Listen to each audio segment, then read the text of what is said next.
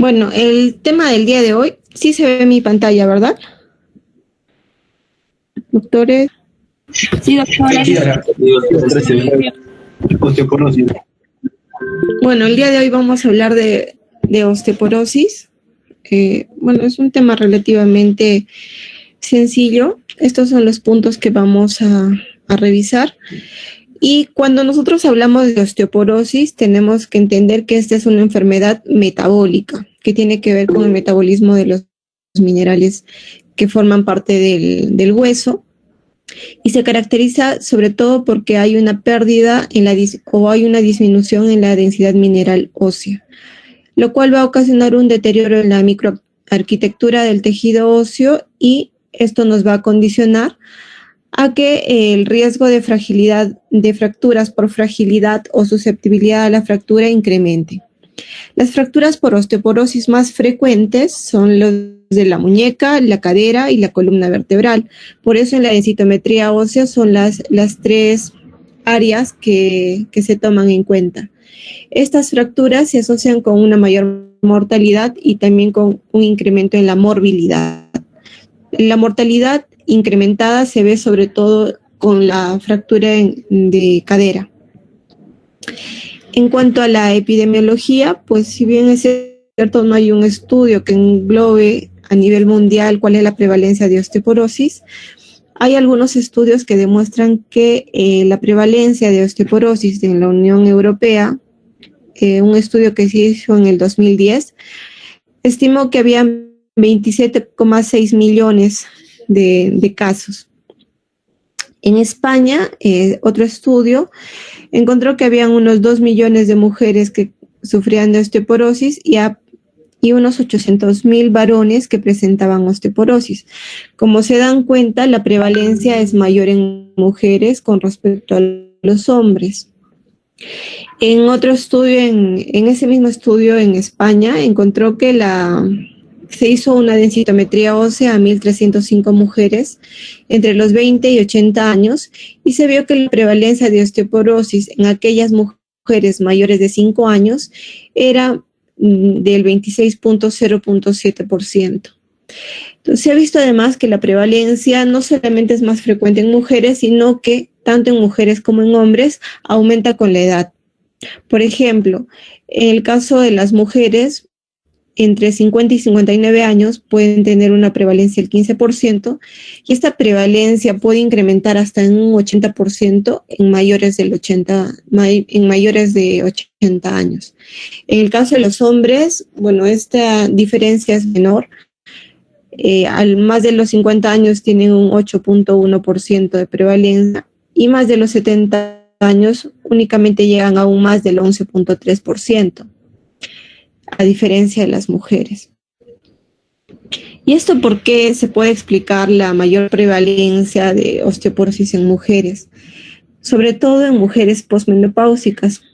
Hay dos fases en las posmenopáusicas. La primera, que es entre los 3 a 5 primeros años, en la cual hay una rápida pérdida del hueso. Luego de la menopausia, las mujeres tienden a perder el hueso trabecular. El hueso trabecular lo encontramos a nivel vertebral. Entonces, como ven en esta imagen, esta figura en celeste, es el riesgo de fracturas vertebrales. ¿Por qué incrementan con la edad? Porque inicialmente es el hueso que se pierde en la primera fase. En la segunda fase, pues esta segunda fase es más prolongada, puede demorar entre 10 a 20 años. Ocurre tanto en mujeres como en hombres, y esta pérdida ósea está relacionada con la edad. Habíamos visto que la pérdida ósea incrementaba con la edad, y además la pérdida ósea es a nivel cortical y trabecular también. Entonces, si vemos esta comparación entre mujeres y hombres, entre los 50 hasta los 70 años más o menos, hay mayor pérdida o mayor riesgo de fracturas vertebrales en comparación con los hombres. En el caso de las fracturas por antebrazo, que es la línea en rojo, pues el riesgo es menor en mujeres y en varones es casi nula. En el caso de fracturas de cadera, estamos viendo esta imagen en verde que incrementa a partir de los 70 años en el caso de las mujeres, que es aproximadamente el tiempo en el cual se empieza a perder el hueso cortical, ¿no? Que es parte de la cadera. Entonces, por eso a partir de los 70 años es quizás las fracturas más frecuentes, el de cadera, pero inicialmente son las vertebrales. Y en el caso de los varones es igual, ¿no? A partir de los 70 años hay mayor riesgo de fractura de cadera, similar al de las mujeres. Bueno, ¿y cómo se puede explicar el tema de osteoporosis? Nosotros a nivel óseo tenemos un sistema de remodelación ósea. Hay dos tipos de células, como recordarán, los osteoblastos y los osteoclastos. Los osteoblastos son aquellos que producen matriz ósea y tienden a inducir a la formación de hueso, en tanto que los osteoclastos tienden a favorecer a la resorción ósea. ¿En qué se diferencian ambas células? Los osteoblastos derivan de las células madre mesenquimales y los osteoclastos derivan de las células madre hematopoyéticas. Estas células madre mesenquimales se van a convertir en preosteoblastos y luego van a diferenciarse en osteoblastos. Ahora, hay algunas células que intervienen para que estos preosteoblastos se conviertan en osteoblastos. Y estos, por ejemplo, en el caso de los osteoclastos, estos se convierten inicialmente en preosteoclastos y luego se diferencian en osteoclastos. Para esta diferenciación de los osteoclastos intervienen varias células, como por ejemplo los receptores tipo RANK, que son los receptores del ligando del factor nuclear, que lo que favorecen es que estos preosteoclastos se unan a favorezcan la fusión de estos preosteoclastos y además estos osteoclastos se unan al hueso y puedan generar resorción ósea. Ese es el RANK. El RANK ligando, pues, es el que se une a ese receptor nuclear.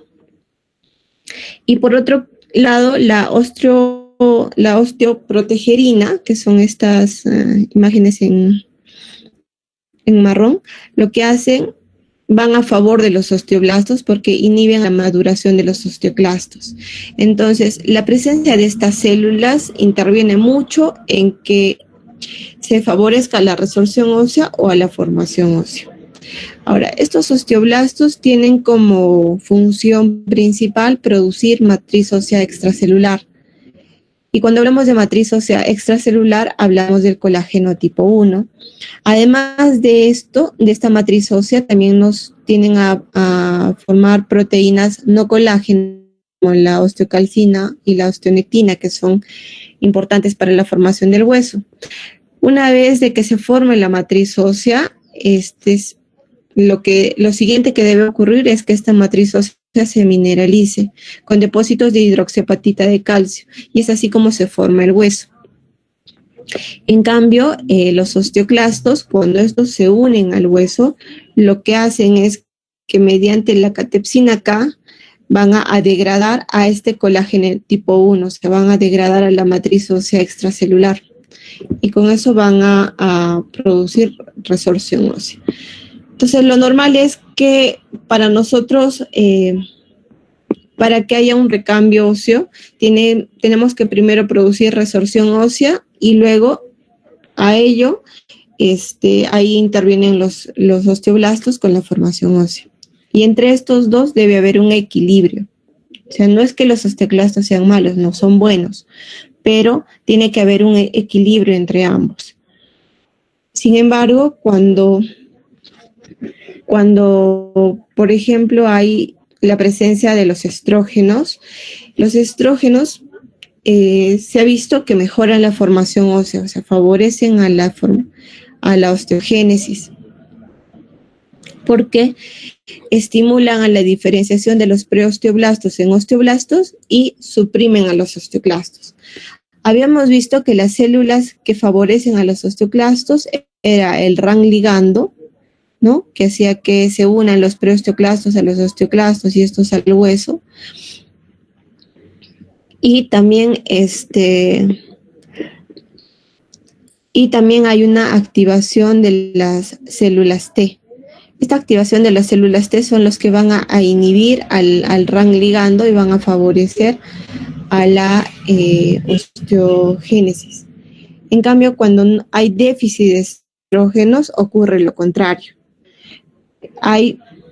En ese caso, el RAN ligando es el que prima, incrementa la producción de RAN ligando, se incrementa la diferenciación de los preosteoclastos en osteoclastos y favorece a que estos se unan más al hueso. Entonces predomina la resorción ósea sobre la formación ósea. Lo otro que tenemos que recordar importante en la deficiencia de estrógenos es que al mismo tiempo que la función de los osteoblastos se suprime, hay una regulación positiva por parte de la esclerostina que también favorece a la función de los osteoclastos. Bueno, la osteoporosis, la vamos a dividir en dos grupos, la osteoporosis primaria y la osteoporosis secundaria. La osteoporosis primaria representa en más del 95% de los casos, sobre todo en mujeres, ¿no? Posmenopáusicas, y en varones el 70 al 80%. O sea, es normal que haya con el paso de los años una desmineralización ósea.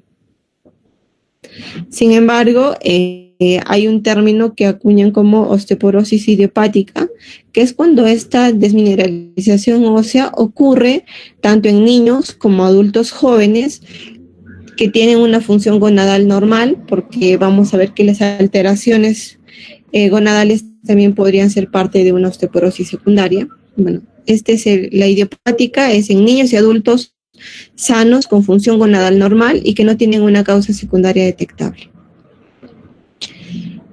Y en el caso de la osteoporosis secundaria, solamente representa menos del 5% de los casos de osteoporosis en mujeres, y en el caso de varones, los varones con osteoporosis, si nosotros encontramos un paciente varón con osteoporosis y que encima sea un paciente joven, pongámosle atención porque hay que buscar causas secundarias. Y de estas causas secundarias hay muchas. Dentro de ellas tenemos que ver los fármacos.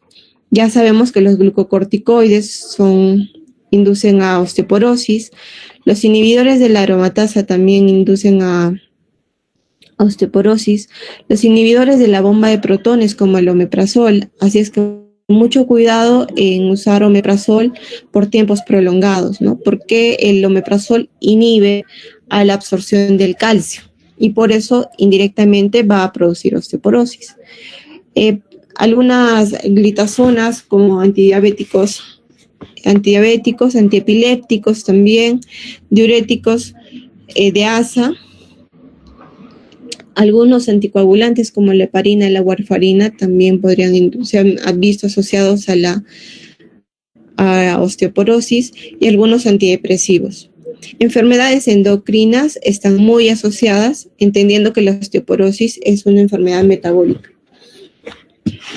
Dentro de ellas está la anorexia nerviosa, el hipogonadismo, que es otra causa secundaria, el síndrome de Cushing, la deficiencia de la vitamina D, que también es una causa de osteoporosis, el hiperparatiroidismo y el hipertiroidismo. Ambos son hiper. El hipotiroidismo no está considerado. La diabetes mellitus per se también está considerada como causa de osteoporosis secundaria. Algunas enfermedades gastrointestinales, sobre todo aquellas que producen mala absorción o que no van a permitir que se pueda absorber el calcio, están consideradas. Las enfermedades inflamatorias intestinales como la enfermedad de Crohn, la colitis ulcerosa, también está considerada la enfermedad celíaca. Algunas enfermedades reumatológicas como la artritis reumatoide y la espondilitis anquilosante son dos enfermedades que que están muy relacionadas con osteoporosis secundaria, enfermedades independientemente del consumo de corticoides o de otros factores de riesgo, las enfermedades per se están involucradas con el riesgo de osteoporosis. Algunas enfermedades hematológicas, el mieloma múltiple, por ejemplo, o sea, en varones hay que prestar atención al mieloma, a la mastocitosis sistémica, las leucemias también podrían ser causa de osteoporosis secundaria. Algunas enfermedades neurológicas como la enfermedad de Parkinson, el ACV, la inmovilización. Otras enfermedades como la insuficiencia cardíaca congestiva se han visto asociadas, problemas pulmonares del tipo de EPOC, insuficiencias renales crónicas, osteogénesis imperfecta, síndrome de Marfan, Ehlers-Danlos y el VIH, que esté sin sobre todo los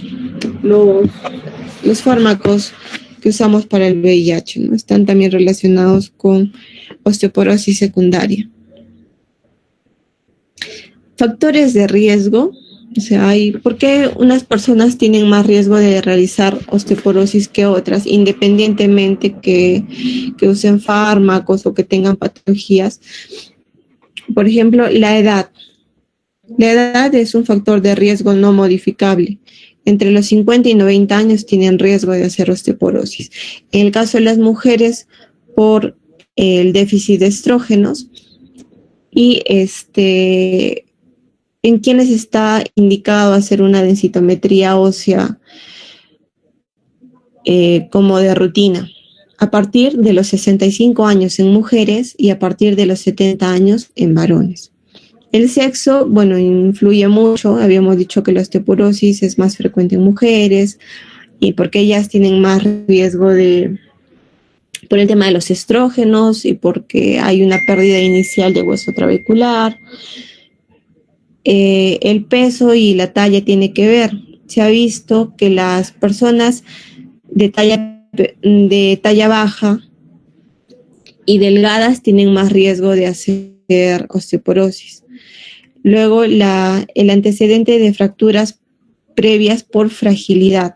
Cuando hablamos de fracturas por fragilidad, hablamos de fracturas en las cuales no hay un traumatismo intenso o moderado que podría explicarla.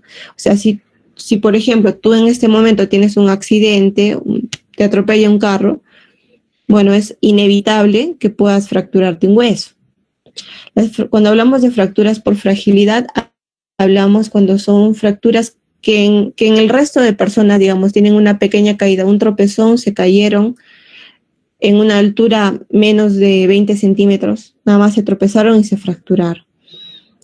Esas son fracturas por fragilidad, porque cualquier otra persona que se hubiese caído en la misma condición tuya probablemente no tiene una fractura. Pero si tienes riesgo de osteoporosis, si tienes una caída menor, pues a eso se le llama una fractura por fragilidad. Luego, es importante también la historia familiar. Si tienes, sobre todo familiares directos, ¿no? Mamá, papá, hermanos que hayan tenido historia de fracturas de cadera, también se considera como un factor de riesgo. El consumo de tabaco también, el uso crónico de corticoides. Sobre todo se habla cuando usamos dosis de 5 miligramos más allá de 3 meses consecutivos. El tener artritis reumatoide per se es un factor de riesgo. El consumo de alcohol, sobre todo cuando consumimos más de 3 vasos por día. Otras causas de osteoporosis secundarias, o sea, por patologías secundarias, el hipogonadismo en mujeres u hombres, la anorexia nerviosa, la quimioterapia por cáncer de mama también podría inducir a osteoporosis, el hipopituitarismo, enfermedades inflamatorias intestinales, como habíamos dicho, ¿no? La colitis, la enfermedad de Crohn, la inmovilidad prolongada, sobre todo cuando hay un tema de Parkinson o de ACV o distrofias musculares, o espondilitis anquilosante también se ha visto asociado a osteoporosis, el de trasplantes de algunos de órganos, la diabetes tipo 1 y algunos desórdenes de la tiroides, sobre todo el hipertiroidismo o el hipotiroidismo sobretratado. Las manifestaciones clínicas, bueno, las manifestaciones clínicas de la osteoporosis se van a dar en base a las fracturas, ¿no? Al tener un hueso débil, con una microarquitectura venida a menos, nos predispone al riesgo de fracturas, ¿no? Y una de las fracturas más frecuentes que se encuentran son las fracturas vertebrales. Estas no necesariamente están asociadas a caídas, sino se producen con el paso de los años aplastamientos vertebrales y pueden dar esta deformidad, esta hipercifosis a nivel dorsal, que es conocida como la joroba de Dowager, y se da por fracturas por aplastamiento, ¿no? Fracturas por estrés. Las fracturas más frecuentes a nivel vertebral son a nivel dorsal, más que lumbar. Ya por eso la joroba es muy típica de la osteoporosis y la reducción, y con ello la reducción en la talla, ¿no? Bueno, otras causas de deformidad vertebral, las fracturas por trauma, las fracturas por osteoporosis, que puedan ser generalizadas o localizadas, y dentro de ellas están las osteoporosis idiopáticas juveniles y las osteoporosis del embarazo. Hay otras también por malignidad, por mieloma múltiple, metástasis ósea también de algunas neoplasias. Luego la osteomalacia, el hiperparatiroidismo primario, directamente la enfermedad de Paget también está relacionada, la espondilosis, entre otras. Si nosotros comparamos algunos aspectos a nivel de las fracturas por cadera o a nivel vertebral, se ven que sobre todo estas tienen, las de cadera, tanto las de cadera como las vertebrales, tienen a tener una alta tasa de mortalidad, sobre todo las de cadera, en comparación con las de muñeca. Las de muñeca no tienen riesgo de mortalidad, pero las de cadera sí, porque podrían lesionar algún vaso y esto condicionar a muerte, ¿no? Tienen un riesgo incrementado de fracturas. Habíamos dicho que estas tres áreas eran las zonas donde más se producían las fracturas. El dolor va a estar relacionado con la fractura. La osteoporosis no duele, lo que duele es la fractura.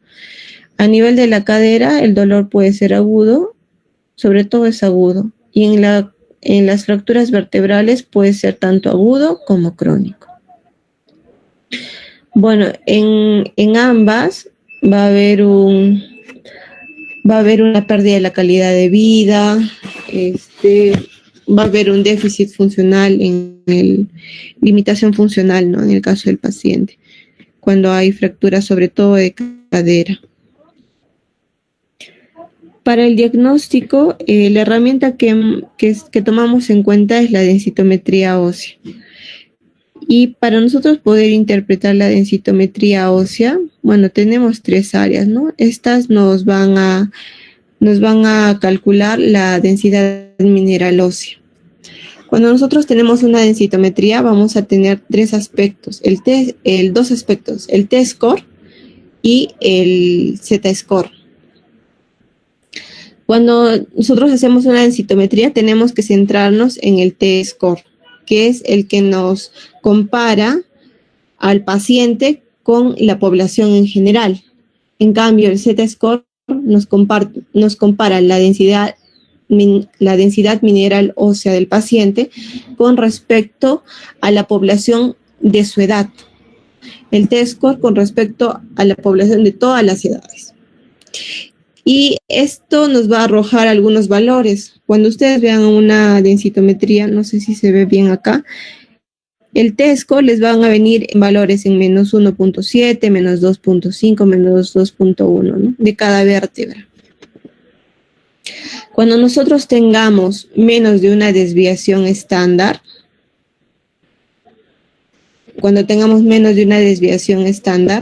menor a una desviación estándar, o un T-score menos a 1, ahí decimos que es normal. E incluso en la densitometría les va a señalar en el área verde. Cuando consideramos osteopenia, cuando esa densidad mineral ósea está entre -1 y -2.5. O cuando las desviaciones estándar están entre 1 y 2.5.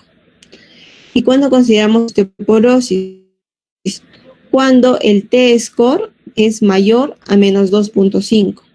Acuérdense que cuando hablamos mayor a -2.5, en la tabla tenemos que ver que es hacia la izquierda, ¿no? O sea, sería -2.4, -2.6, -2.7, -2.8. Y cuando hablamos de osteoporosis severa, cuando cumpla criterios para osteoporosis, o sea, tenga un T-score mayor a -2.5 y además tenga una fractura establecida, ¿no? Ahí, cuando haya osteoporosis más fractura, hablamos de osteoporosis severa. Por ejemplo, ¿y qué es lo otro que tenemos que tomar en consideración en la densitometría ósea?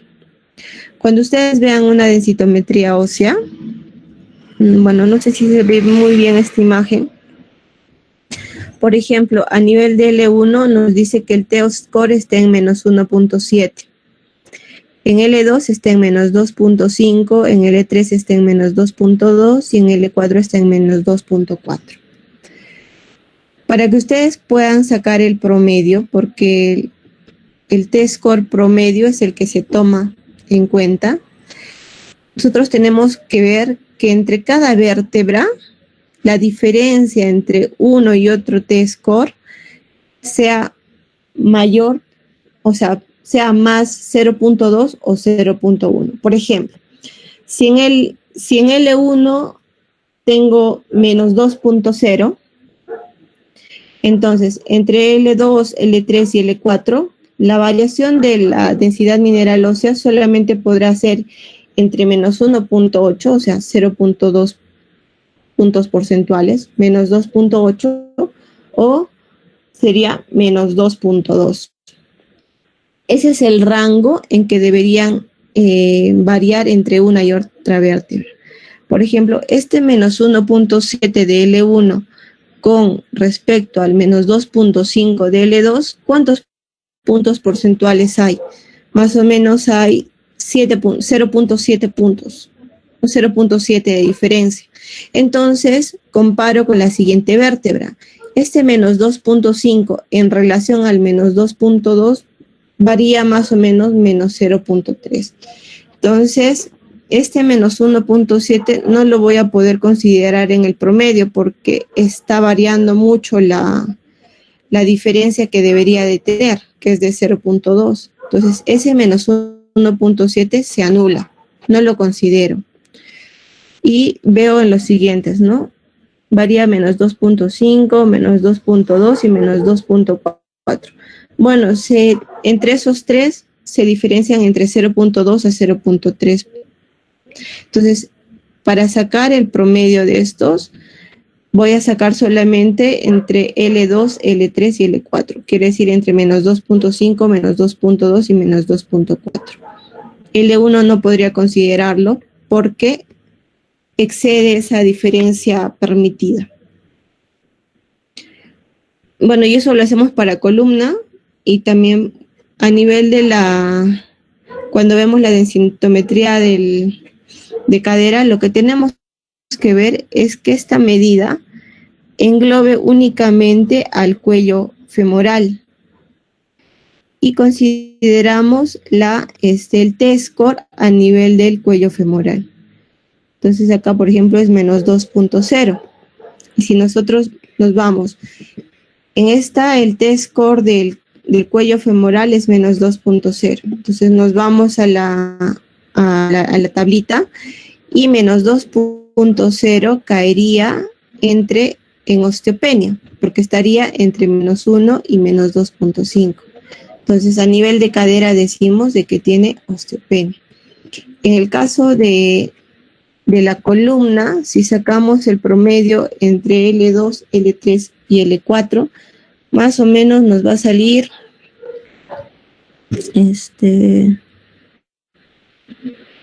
menos 2.3 a nivel de columna. Entonces, ese promedio lo traslado a la tablita. Y menos 2.3 también está en osteopenia. Entonces, podríamos concluir que este paciente tiene osteopenia tanto en la columna como en la cadera. El antebrazo no se toma en cuenta, salvo de que el paciente tenga una fractura vertebral ya establecida. Entonces, esta densitometría ósea de la columna no nos va a servir, porque nos va a salir como si estuviera normal. ¿Por qué? Porque si ustedes se dan cuenta, cuando una vértebra se fractura, se aplasta, entonces el hueso se hace más sólido y te va a dar un falso negativo. Te va a decir de que esa vértebra está muy sólida. Probablemente la densidad mineral ósea de esa vértebra sea menos 1, menos 1.5 en comparación con las otras vértebras. ¿Por qué? Porque todo el hueso está condensado. Como está aplastado, todo está condensado y su densidad mineral ósea va a ser falsa. Entonces, cuando hay fractura a nivel de la columna vertebral, no se toma en cuenta esa densitometría y en ese caso solamente tomo en consideración la cadera y el antebrazo. ¿Ya? Luego, ¿en qué otro caso también no considero la densidad mineral ósea de la columna? En el caso de la obesidad mórbida, ¿no? Tampoco. Y en ese caso, si el paciente es muy, muy gordito, entonces en ese caso tomo en cuenta la densidad mineral ósea del antebrazo. Sin embargo, la densitometría ósea no es al 100% efectiva, o no es una herramienta que tenga una alta especificidad, porque se ha visto que pacientes que con una densitometría en osteopenia tienen más riesgo de tener fracturas. ¿Y eso por qué? Porque no estábamos considerando algunos factores de riesgo. Entonces, identificaron, propusieron valorar este riesgo esta calculadora de riesgo de fractura que se conoce como FRAX, en la cual la tenemos que usar en aquellos pacientes que tienen osteopenia y que tenemos dudas si vamos a iniciar tratamiento para osteoporosis o no. O sea, en las osteopenias, pero la decisión de usar un bifosfonato o un inhibidor del RAN ligando o otro fármaco para osteoporosis para prevenir la resorción ósea. Si tienes esa duda, pues usas esta calculadora de riesgo de fractura, que lo usamos en pacientes con osteopenia entre los 40 y los 80 a 90 años. Entonces, como ven aquí, toma algunos datos, ¿no? Esta calculadora de fractura nos va a dar una estimación absoluta de un riesgo de fractura de acá a 10 años para fractura de cadera y para fractura osteoporótica mayor. Cuando hablamos de fractura osteoporótica mayor, hablamos de fractura en columna, en antebrazo, en cadera. Entonces, esta herramienta nos va a ayudar a decidir si vamos a tener que usar o no un antirresortivo. ¿Y qué puntos usa? Tiene 12 variables. La primera es la edad, ¿no? Habíamos dicho que se usa para personas entre 40 y 90 años que tengan osteopenia. Se ponen los datos de la edad, la fecha de nacimiento, el sexo es importante, el peso en kilos, y la talla en centímetros. Luego tenemos que colocar sí o no si hubo una fractura previa, si tiene un pariente cercano de primer grado con fractura de cadera. Por ejemplo, puede ser la mamá que haya tenido fractura de cadera, entonces marcan sí. Si es fumador, si usa corticoides, si tiene artritis reumatoide o si tiene osteoporosis secundaria o si consume alcohol o si ha tenido y se toma en cuenta únicamente el cuello femoral, la densidad mineral ósea del cuello femoral en gramos por centímetro cuadrado. Y este dato lo van a sacar de la densitometría ósea. Aquí está el test score y aquí al costado hay una imagen que dice BMD, que es la densidad mineral ósea, por sus siglas en inglés, y que nos dan un valor. Entonces voy a buscar el del cuello femoral, en este caso de la densitometría es 0.76 y ese valor lo voy a ir a colocar en el FRAX.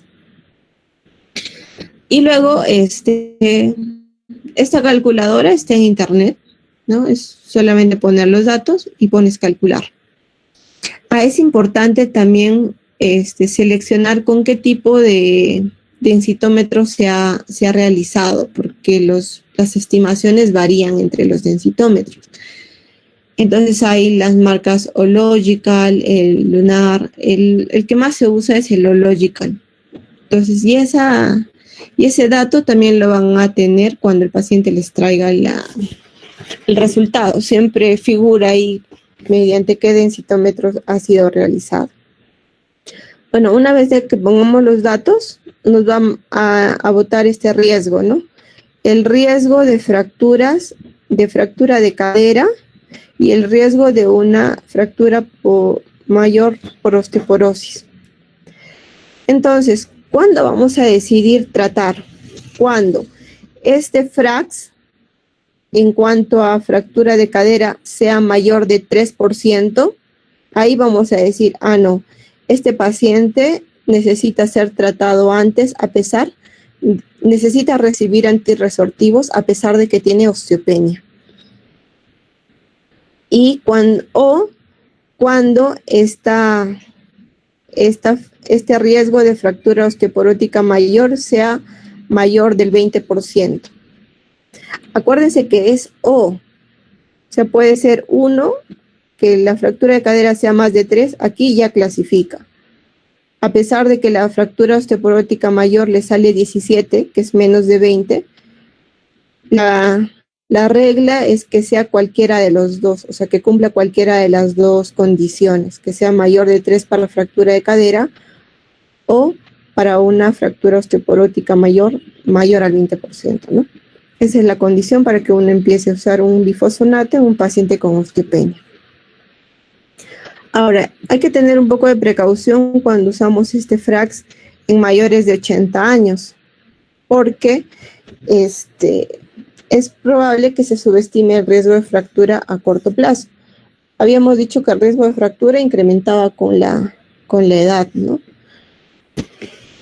Entonces, si ya es un pacientito más de 80 años, considerar darle bifosfonatos y calcio, ¿no? Independientemente de los resultados del FRAX.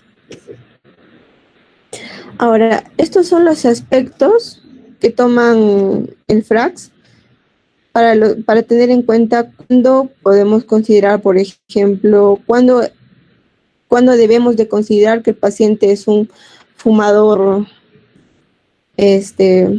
activo, cuando el paciente consume tabaco en la actualidad, ¿no?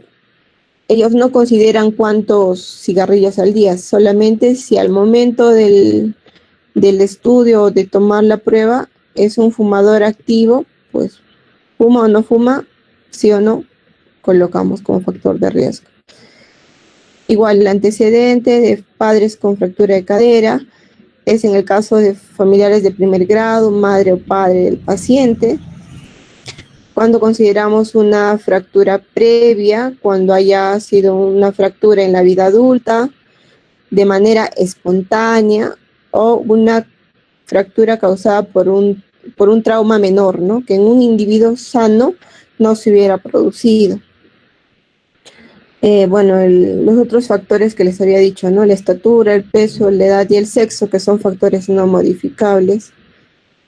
Cuando hablamos de factor de riesgo de corticoides, si el paciente usa prednisona más de 5 miligramos por día, más allá de 3 meses, ¿no? O dosis equivalente.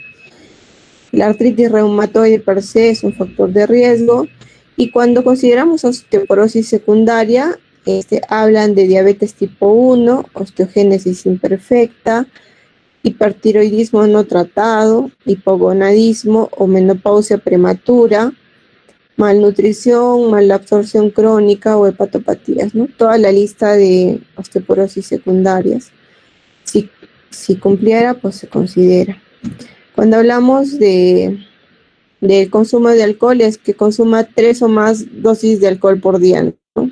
Y aquí te dan algunos valores de acuerdo al tipo de bebida. Por ejemplo, para cerveza, más o menos un vaso, 285 mililitros. Una copa de licor de 30 mililitros ya está considerada como factor de riesgo. La copa de vino de tamaño mediano, o sea, mitad de vaso, 120 mililitros. O un aperitivo de 60 mililitros, que eso consuma por lo menos en 3 o más dosis de alcohol por día, y pues que tenga la alteración de la densidad mineral ósea, ¿no? Por densitometría. Y bueno, ¿cómo hacemos el diagnóstico de osteoporosis? Vamos a tener algunos procedimientos de rutina. Habíamos dicho que se van a considerar hacer un procedimiento de rutina en mujeres obligado, en mujeres mayores de 65 años y varones mayores de 70 años. ¿Ya? Luego, ¿qué les vamos a pedir? Bueno, una historia clínica, un examen clínico, ver que no haya joroba, ¿no? Si no haya tenido historia de fracturas previas, familiares, con mamá, papá con antecedente de fracturas previas. Luego hay que pedirle un hemograma, velocidad de sedimentación, PCR. Importante el calcio sérico para ver si hay déficit. La fosfatasa alcalina en búsqueda de problemas neoplásicos, ¿no? Pueden elevar la fosfatasa alcalina. Los problemas hepáticos per se también pueden producir riesgo de osteoporosis, por eso se le piden enzimas hepáticas. La insuficiencia renal también es necesario ver la creatinina. No solamente como factor de riesgo para osteoporosis, sino también para luego poder decidir el uso de un bifosfonato. La insuficiencia renal va a ser una contraindicación que más adelante la vamos a ver. Importante sería que nosotros podamos dosar la vitamina D en sangre, en suero, porque se ha visto que la mayor población, o sea, la mayor parte de la población tiene déficit de vitamina D porque nos exponemos muy poco al sol, ¿no? Esta vitamina D se activa con la exposición al sol. Luego los test de función tiroidea, importante, y la densitometría ósea. Eso sería de rutina. Cuando ya hay sospecha de un problema de osteoporosis secundaria, entonces ahí debemos pedir los otros exámenes, ¿no? Por ejemplo, podríamos pedir una radiografía o una tomografía toracolumbar, ¿no? Para ver las fracturas, o para ver si no hay imágenes que nos hagan pensar en metástasis ósea. La inmunoelectroforesis y la búsqueda de las proteínas de Ben-Jones urinarias que nos ayudan para el tema de mieloma múltiple, sobre todo en aquel paciente varón con dolor nocturno de la columna dorsolumbar y con una densitometría ósea alterada, pues habría que pensar en mieloma, ¿no? También hay que pedirle la hormona la paratormona, el calcio urinario, algunas hormonas sexuales, como la testosterona, la FSH, la LH, luego el cortisol también urinario en 24 horas, el test de supresión de dexametasona, estos anticuerpos antiendomicio y el antitransglutaminasa en búsqueda de enfermedad celíaca, ¿no? Que tienen que ver con el síndrome de mala absorción,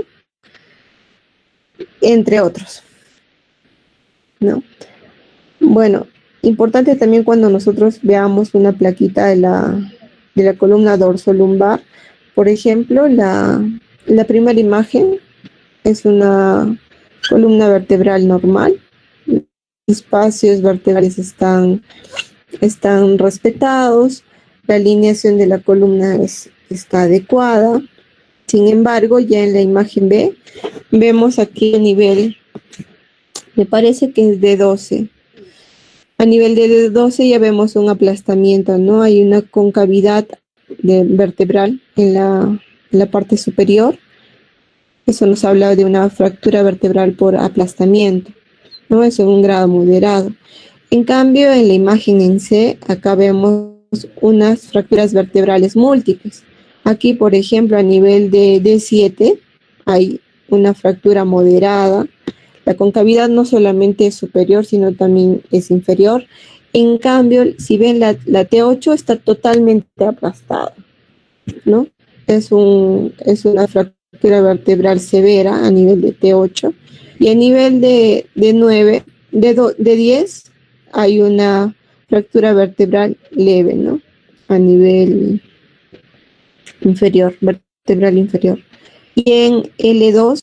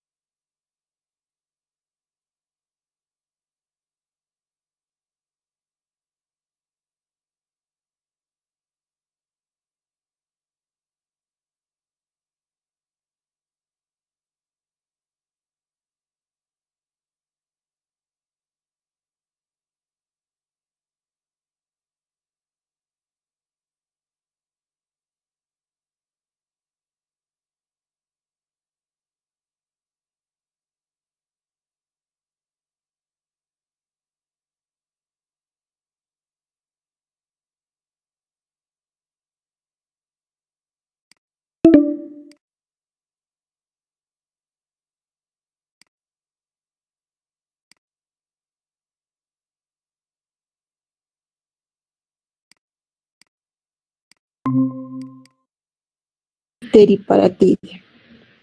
Pero, ¿cómo los vamos a utilizar? Primero tenemos que conocer la vía de administración y qué tipo de osteoporosis tiene nuestro paciente. Por ejemplo, los bifosfonatos, tenemos bifosfonatos vía oral y vía endovenosa. Importa también el tiempo o la frecuencia con la cual vamos a administrar. El alendronato, por ejemplo, es semanal. El risendronato puede ser diario, semanal o mensual. El ivandronato es mensual, o también hay ivandronato endovenoso cada 3 meses. Y el anual, que es el ácido solendrónico, que es intravenoso anual. Pero tenemos que tomar en consideración que no todos estos bifosfonatos me van a ayudar para la osteoporosis de cadera, por ejemplo. El ivandronato no está determinado que tenga un una buena respuesta para la osteoporosis en cadera. Entonces, probablemente si mi paciente tiene osteoporosis en cadera, no sea la mejor opción. Todos funcionan para columna vertebral. Nos reducen el riesgo de fracturas a nivel vertebral, pero el ivandronato no me asegura eso a nivel de cadera, los otros sí. Y en cuanto a fracturas de tipo no vertebral, ya sea de radio, cúbito, también el ivandronato no tiene efectividad. Los demás, sí. Bueno, más adelante vamos a ver cuáles son los efectos secundarios, ¿no?, de estos fármacos, porque no todos los pacientes van a tolerarlos. Los bifosfonatos de por sí tienden a generar mucha epigastralgia. Entonces, los pacientes con reflujo gastroesofágico probablemente tengan contraindicación para el uso de estos fármacos vía oral. Y si quisiéramos usarlos, tendríamos que usarlo vía endovenosa. La otra indicación es el tema de la función renal.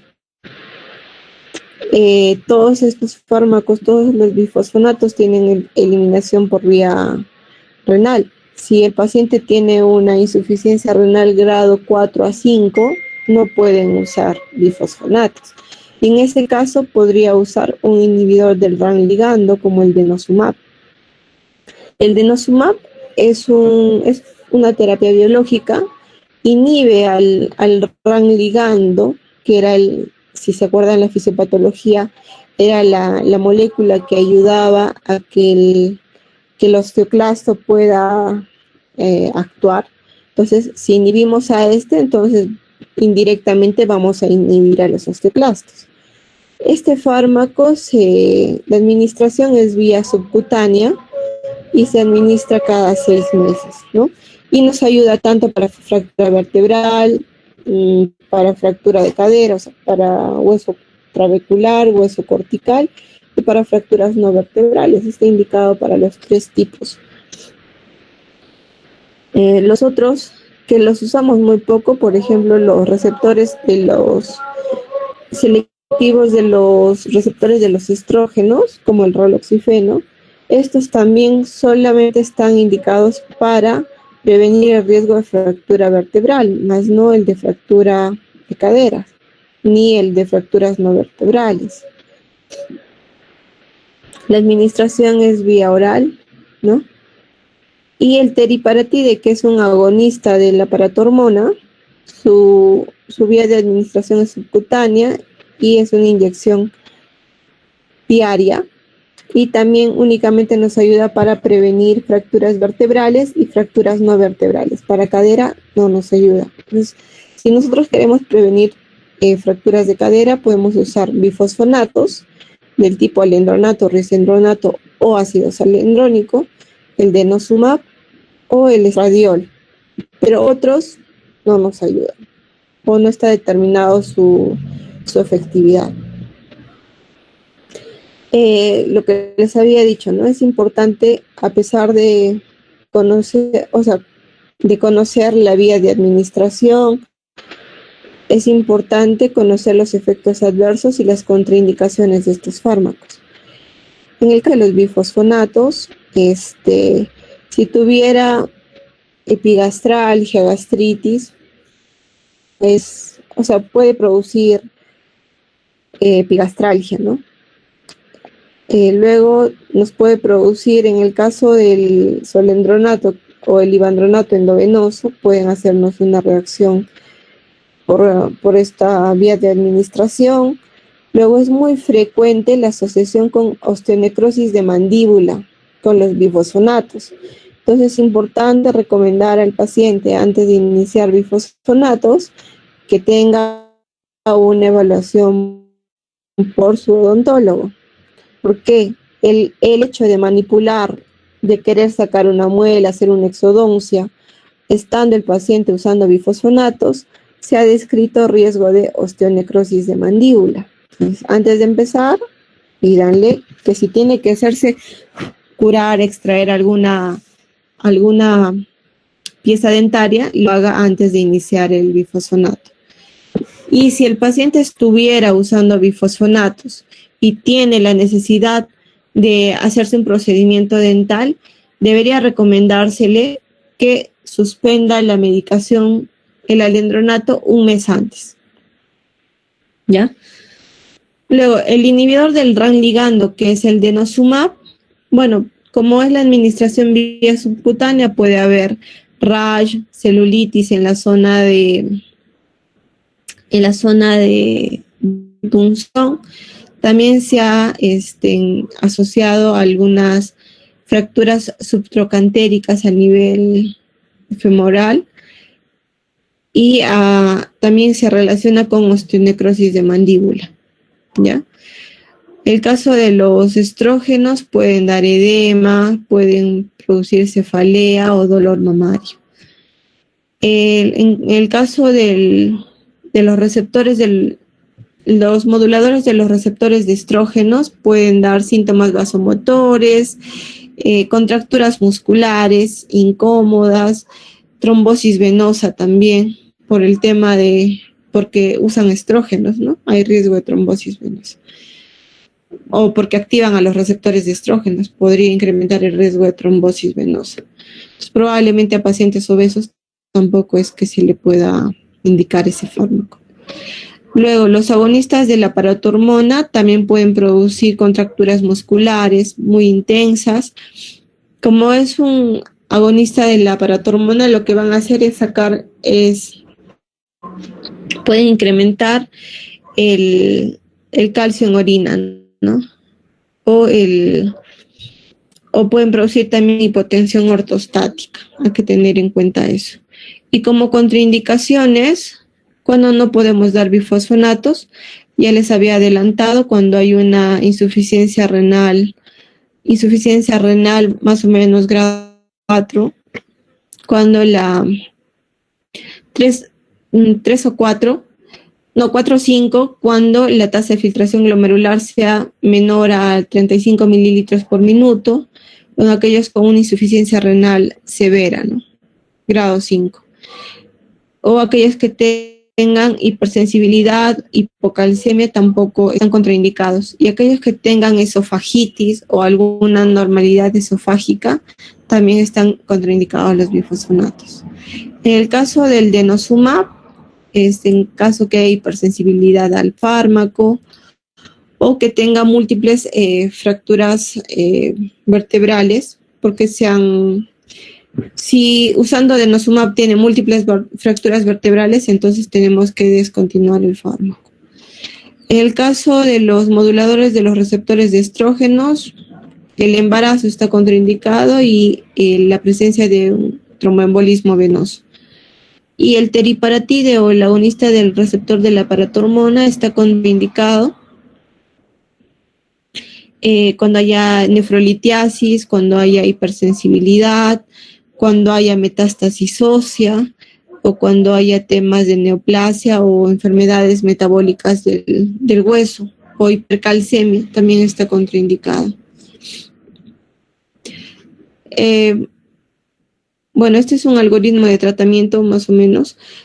Tenemos que tomar en cuenta que los bifosfonatos están recomendados únicamente. Si usamos vía endovenosa, podemos usar únicamente 3 años consecutivos y después tendríamos que suspender o dar un periodo hay que suspender por lo menos 1 año para valorar si lo vamos a volver a indicarlo. ¿Y esto por qué? Porque el uso prolongado de bifosfonatos se ha relacionado al mayor riesgo de la osteonecrosis de mandíbula, ¿no? Por eso, si vamos a colocarlo endovenoso, 3 años consecutivos y luego deberíamos de suspenderlo. Y en el caso de los bifosfonatos orales, podemos usarlo hasta 5 años consecutivos.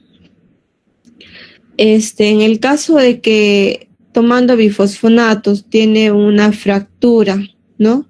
O ha tenido una fractura vertebral previa o vertebral o de cadera, o usa corticoides más de 5 o 7.5 miligramos por día, o tiene más de 75 años, si ya continúa estos 3 a 5 años, podemos considerar suspender 1 año y luego retomar el tratamiento por 3 a 5 años más.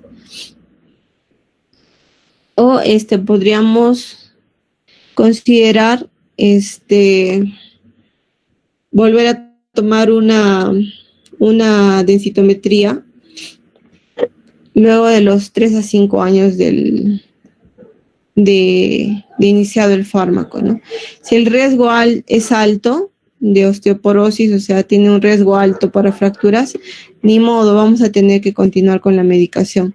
Pero si el riesgo es bajo, podemos suspender la medicación por 2 a 3 años, ¿no? Ahora, hay algunas estrategias de prevención.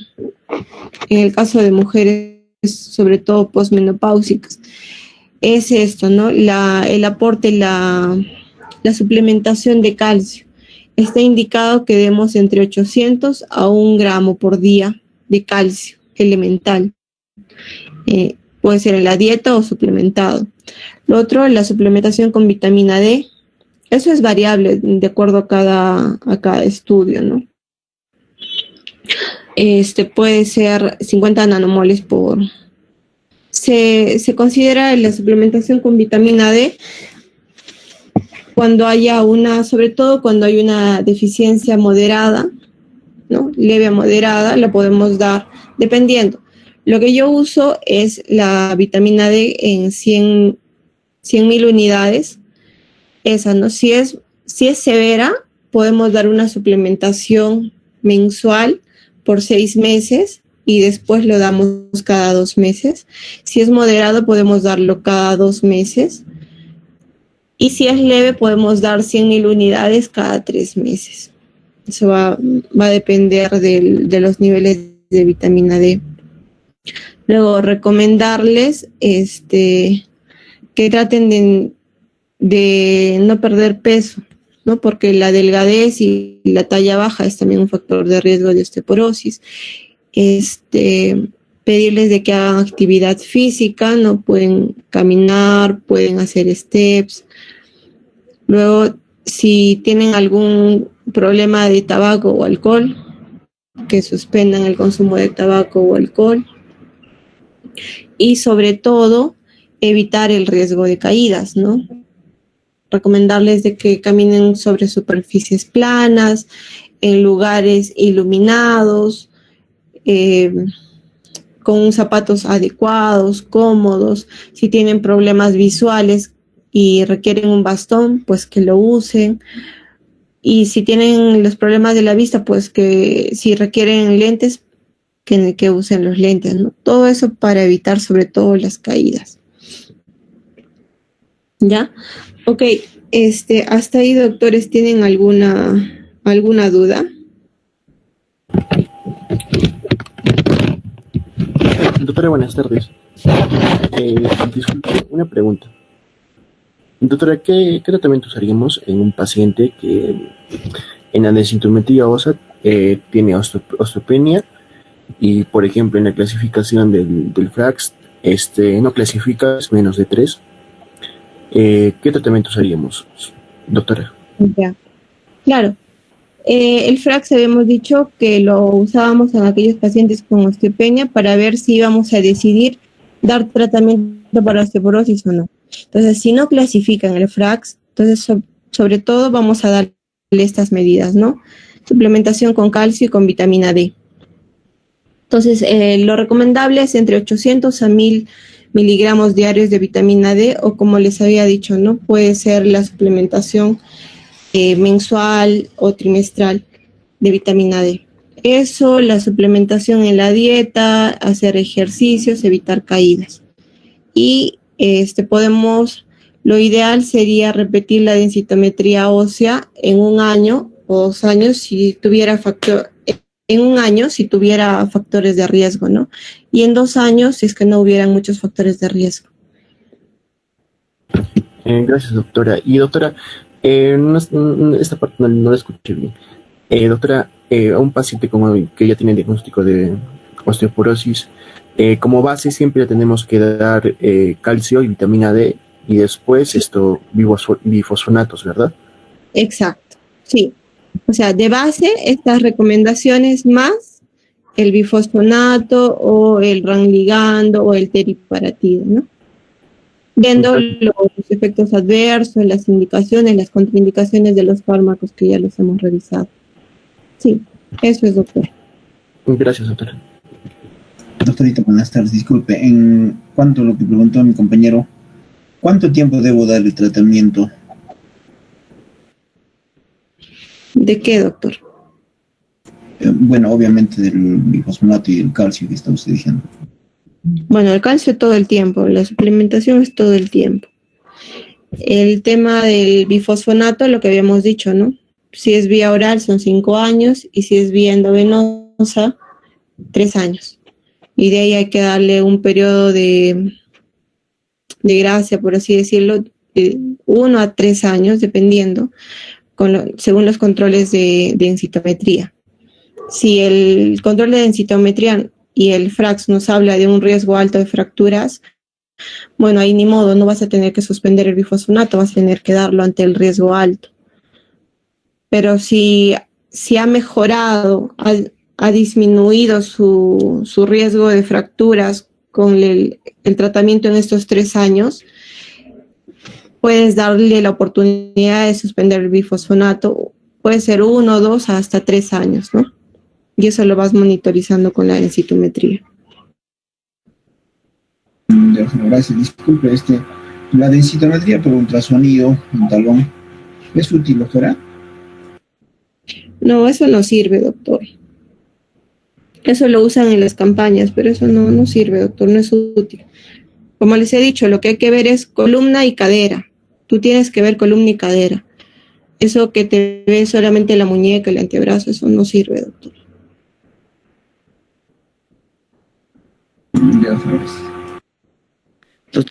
Doctora, buenas tardes. Una pregunta, por favor. Sí, doctora, doctor. Cuando un paciente, ¿cuánto tiempo después del tratamiento con calcio y bifosfonatos un paciente ya sale del riesgo de sufrir fracturas? Eso lo determinas con los controles de la densitometría.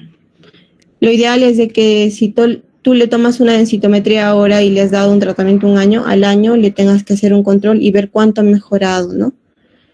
En el T-score, en la densidad mineral ósea, tienes que ver. Tendría que establecerse o mejorar, o sea, pasar de osteoporosis a osteopenia. Eso sería lo ideal. Ya, doctorita. Doctorita, entonces las evaluaciones se hacen una vez al año para seguir con las evaluaciones de control. Sí, cuando hay osteoporosis, una vez al año. Cuando hay osteopenia, lo puedes hacer cada 2 años. Ya, doctorita. Doctorita, y en los pacientes que... ya olvidé mi pregunta. Después le pregunto, doctorita. Muchas gracias. Hasta luego. Doctora, una consulta. En las pacientes, en este caso de mujeres posmenopáusicas, aparte del tratamiento y que tengan estos factores de riesgo, ¿se les puede dar otros suplementos, como por ejemplo los que salen, ¿no?, en las publicidades, el Fagrón y esas adicionalmente, o no se recomendaría? A ver, ¿qué tiene el Enfagro, doctora? No sé, por eso mismo le preguntaba, doctora. Muchos pacientes que se reciben este tratamiento, bueno, ellos no por sí solos se compran aparte estos suplementos. Sí, pero o sea, hagamos ¿no? ¿Qué traen esos suplementos de las leches, me dices, ¿no? Enfagro creo que es de niños. El Geria Plus, esos. Me dice. Sí, doctor. A ver, ponte a revisar, si tienes un familiar en casa que está consumiendo ello, ponte a revisar cuánto de calcio elemental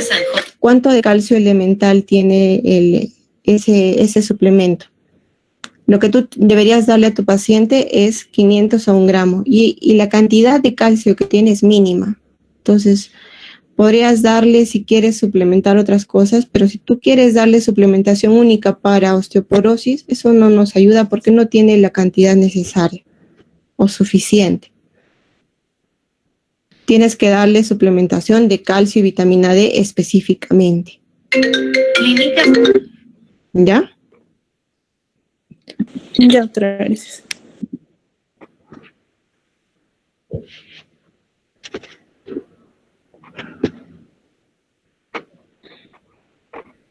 Ok, bueno, vamos a revisar unos casos clínicos para que les quede un poquito más claro.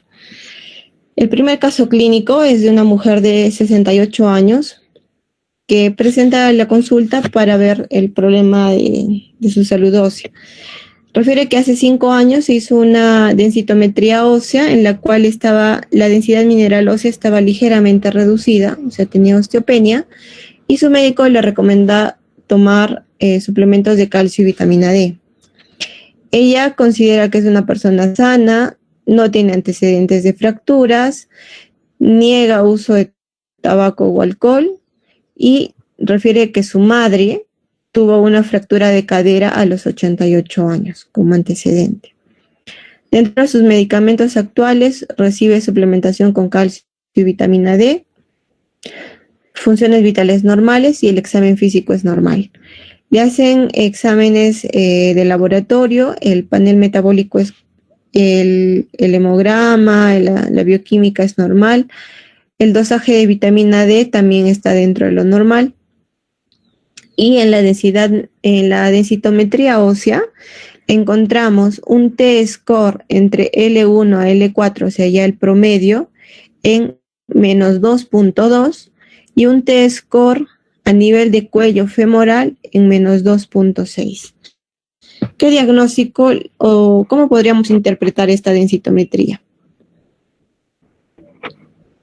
Este T-score de menos 2.2 entre L1 a L4 nos habla, ¿está normal, está en osteopenia o está en osteoporosis? Osteopenia, doctora. A nivel de cuello femoral. Osteoporosis. Osteoporosis. Osteoporosis. Muy bien. De los factores de riesgo, si acá le quieren, bueno, en caso de, supongamos que tenía osteopenia y le querían aplicar el FRAX, ¿qué factores serían positivos? Antecedente de una madre. Antecedente de la madre, doctora. Antecedente de la madre, exacto. Entonces, ¿qué le recomendarían a esta paciente?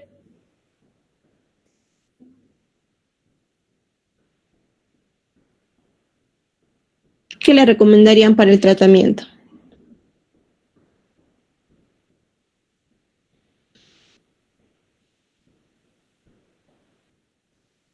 Bifosfonatos, doctora. Pues Ya, pero inicialmente, ¿qué le van a decir? Continuar con el calcio y la vitamina D, doctorita. Exacto, que continúe con el calcio, con la vitamina D. Voy a elegir un bifosfonato. Para eso, ¿qué consideraciones debo de tener para elegir el bifosfonato? Si hay disminución de la Función. densidad en cadera y en columna. Ya, está bien. Por ejemplo, acá podría usar el ivandronato.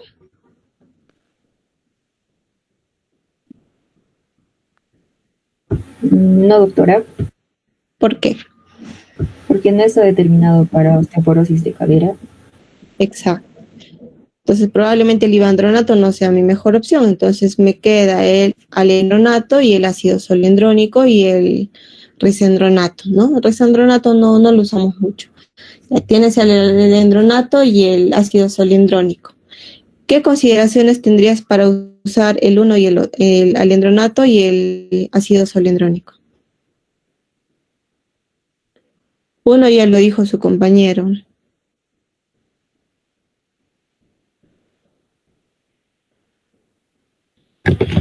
También, doctora, hablamos sobre enfermedad de reflujo gastroesofágico.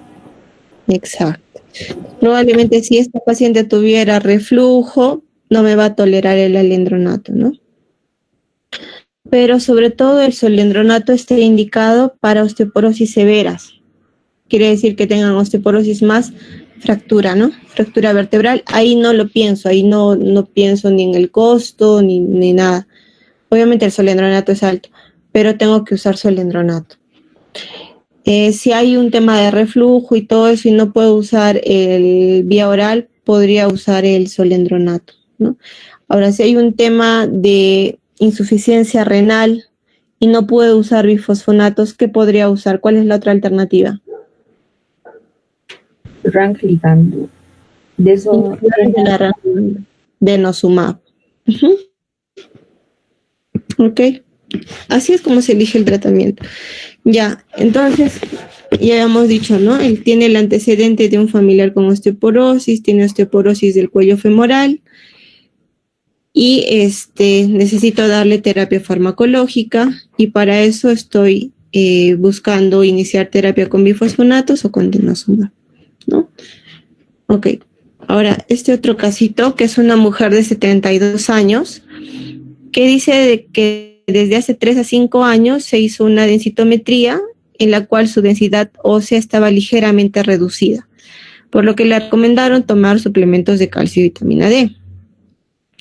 Igual ella se considera una persona sana, nunca ha tenido fracturas, no consume tabaco ni alcohol, y su madre tuvo una fractura a los 88 años y también usa calcio y vitamina D. Sus signos vitales son normales y el examen físico es normal. Entonces le hacen las pruebas y todo también está dentro de lo normal. La diferencia es en su densitometría ósea. Tiene un T-score en menos 1.8 entre L1 a L4. ¿Eso qué les indica? Osteoporosis, doctorita. No. ¿Osteopenia? Menos 1.8. Osteopenia. Osteopenia. Y a nivel de cuello femoral, un T-score de menos 1.9. ¿De qué les habla? Osteopenia también. También osteopenia. Entonces acá tienes osteopenia tanto en columna como en cadera. Entonces acá, ¿qué deberíamos aplicar para ver si queremos dar o no tratamiento específico para osteoporosis? Factores de riesgo. El FRAX. Tendrías que aplicar el FRAX, ¿no? Y el FRAX le salió que el riesgo de fractura, de una fractura mayor, es de 17% y el riesgo de una fractura de cadera es de 6.3% en 10 años. Entonces, ¿indico o no indico tratamiento farmacológico? Sí, hasta el... ¿Por qué? Porque el riesgo de cadera es mayor al 3%. Exacto. ¿Ya? Entonces, ya creo que está entendido. Ahora, la suplementación de calcio es de 1 gramo a 1,5 gramos. Y de vitamina D es entre 800 a 1000 unidades por día. ¿Ya? Doctorita, una pregunta. ¿En qué casos podemos usar este gluconato de calcio inyectable? ¿Para osteoporosis? Sí. ¿Tiene ¿Para indicación? No, para osteoporosis no. Probablemente lo usen para osteoporosis secundaria, pero eso va a ir dependiendo a cada patología, ¿no? De todas estas de acá. De todas estas. Sí, pero así como osteoporosis, como tratamiento, el gluconato de calcio no está considerado. ¿Ya? Muchas gracias. Ok. Ya, doctores. Entonces, a ver, creo que... Bueno, esto ya es lo que habíamos hablado, ¿no? Tenía un FRAX mayor al 3% de riesgo de fractura de cadera, entonces habría que darle. Y eso es todo con respecto a osteoporosis y creo que sí les ha quedado un poco claro cómo interpretar la densitometría, ¿no? Que es lo más importante. Doctora, disculpe, para el tratamiento de un paciente con para la osteoporosis a los 60 años, solamente se evalúa los huesos de la cadera y de la columna, nada más. Cuando tú le pidas una densitometría te van a también salir el del antebrazo. Pero ya te dije, uno toma en consideración el antebrazo, salvo que que la densitometría de la columna no la puedas evaluar porque tiene antecedente de fractura vertebral y va a estar alterado, o en el tema de obesidad. Solo en ese caso tomas en cuenta los resultados de la densitometría de antebrazo para tomar decisiones. Y de la columna es de la columna dorsal, doctorita, ¿no? Específicamente. No, te dan en la columna lumbar, por eso te dan de L1 a L4. El riesgo de las fracturas más frecuentes por osteoporosis son a nivel dorsal. Eso fue lo que les dije. Sí. Por eso es que ven la joroba, ¿no? Que es a nivel dorsal. La cifosis está incrementada porque son fracturas por aplastamiento o por estrés. Ya, doctorita, muchas gracias. Ya, doctores. Bueno, ¿tienen dudas al respecto del examen? Me envió la delegada, sí hay una pregunta que probablemente me he equivocado yo al momento de tipear, que tiene dos alternativas que son correctas. Probablemente una tenía que decir asimétrica y la otra es simétrica, y ahí es un error mío. Voy a revisarlo y quienes ameriten el puntaje